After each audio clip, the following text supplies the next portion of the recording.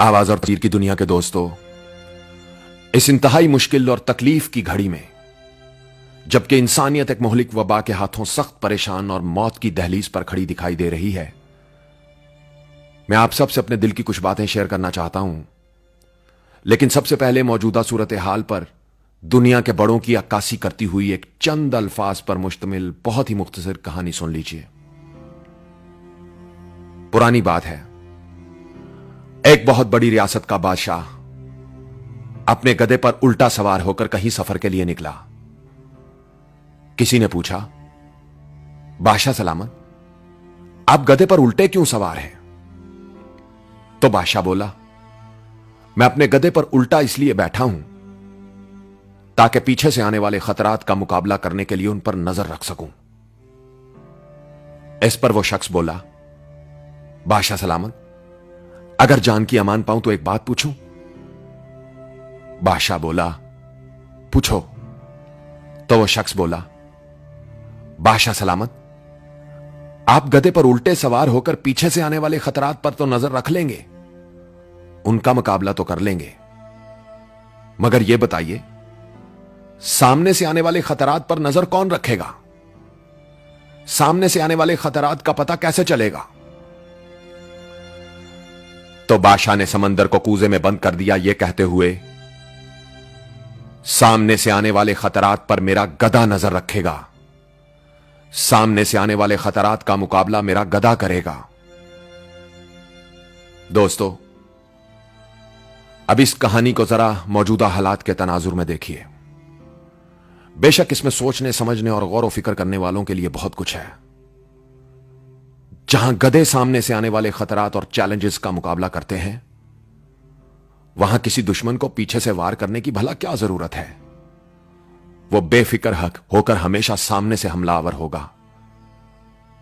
दोस्तों, इस दुनिया के बड़ों ने अगर सामने से आने वाले खतरात पर नजर रखी होती तो आज इस दुनिया का सबसे बड़ा मसला जहालत और बीमारी होते। इंसानी हकूक कभी मजाक ना बनते। रंग, नस्ल, जात, बरादरी, सियासत, मजहब और फिरके के नाम पर इंसानियत का कत्ल दस्तूर की तरह राइज ना होता। अगर सामने से आने वाले खतरात पर नजर रखी होती तो सालाना लाखों लोग पीने के साफ पानी की अदम दस्तयाबी और नाकस खुराक के बाइस ना मरते। सिर्फ पैसे के लिए जंगलात और दरख्तों को तहस नहस ना किया जाता। गंदगी और गलाजत दरियाओं और समंदरों में ना फेंकी जाती। दहशत और वहशत फैलाने वाले नजरियात का प्रचार ना होता। मासूम बच्चों के जहनों में एक दूसरे के लिए नफरत ना भरी जाती। सिर्फ अफ्रीका में सालाना मलेरिया से मरने वाले बच्चों की तादाद 1 मिलियन ना होती। सारी दुनिया का मीडिया नफरत, दुश्मनी और सनसनीखेज खबरों का प्रचार करने की बजाय इंसान दोस्ती, मोहब्बत और फनून अदब का प्रचार करता नजर आता। आवाज और तस्वीर की दुनिया के दोस्तों, मेरी नजर में तरक्की यह नहीं कि आपने अरबों खरबों डॉलर खर्च करके ऐसे मोहलिक हथियार बना लिए हैं जो इस पूरी दुनिया को कई बार खत्म करने की सलाहियत रखते हैं, बल्कि तरक्की यह है कि आपने गुर्बत, जहालत, इंतहा पसंदी और बीमारियों से लड़ने के लिए और इनके खात्मे के लिए क्या अमली इकदामात कर रखे हैं। मौजूदा दुनिया एक मोहतात अंदाजे के मुताबिक 15 से 20 ट्रिलियन अमेरिकन डॉलर खतरनाक हथियारों पर खर्च करती है।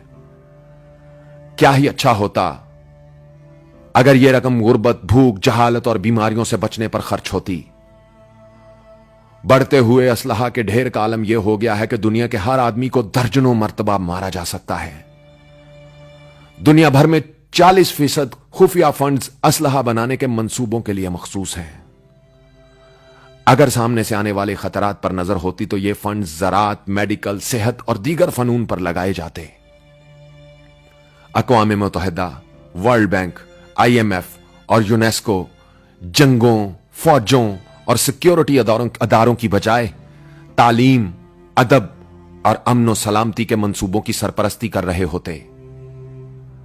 मगर अफसोस, हुक्मरान पीछे के खतरात और गधे आगे के खतरात से लड़ने में मसरूफ दिखाई देते हैं।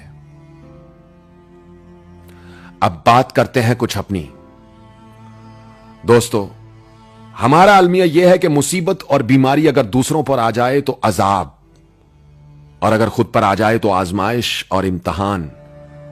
वारे हजरत इंसान, तेरी मुनाफकत। 50 रुपए का हैंड सैनिटाइजर 500 में फरोख्त करने वाला दुकानदार शायद यह नहीं जानता कि वो खुद एक बहुत बड़ी बीमारी बन चुका है।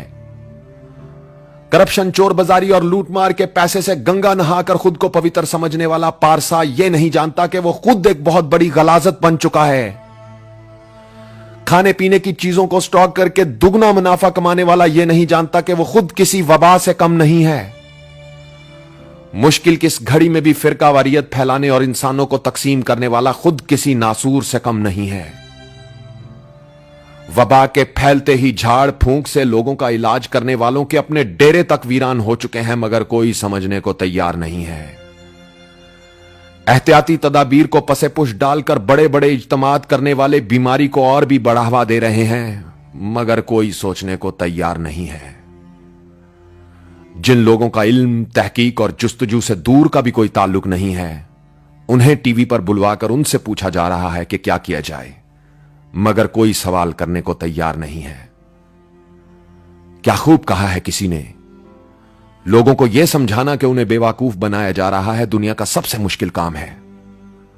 अपनी नामवरी, शोहरत और जयजयकार के लिए बादशाहों के दरबार पर सलामियां पेश करने वालों को कुदरत का निजाम रद्द कर चुका है, मगर कोई आंखें खोलने को तैयार नहीं है। दोस्तों, बेशक कुदरत का कानून है, एक वक्त आता है जिनकी नीयत में खोट होता है, वो चाहे लाख रो रो कर दुहाइयां दें, उनकी फरियादें रद्द कर दी जाती हैं। आवाज और तस्वीर की दुनिया के दोस्तों, मौजूदा हालात के तनाजुर में अगर मेरी बातें आपके दिल पर दस्तक दे रही हैं तो वीडियो को शेयर करके इसे दुनिया के हर उस बड़े तक पहुंचाना अब आपकी जिम्मेदारी है जो कुछ करने की भी सलाहियत रखता है। याद रहे, इस वबा का खतरा तो जल्द ही टल जाएगा, मगर जहालत और गुमराही का खतरा खत्म करने के लिए हम सबको अमली इकदामात करने होंगे। यह बीमारी इतने लोगों को नुकसान नहीं देगी जितना जहालत और गुमराही के हाथों होता चला जा रहा है। इसके साथ ही उज़ैर रशीद को इजाजत दीजिए। अपना ख्याल तो सब रखते हैं, आप उनका भी ख्याल रखा करें जिनका कोई ख्याल नहीं रखता। अल्लाह हो आप सबका हामी नासिर। अल्लाह हाफिज।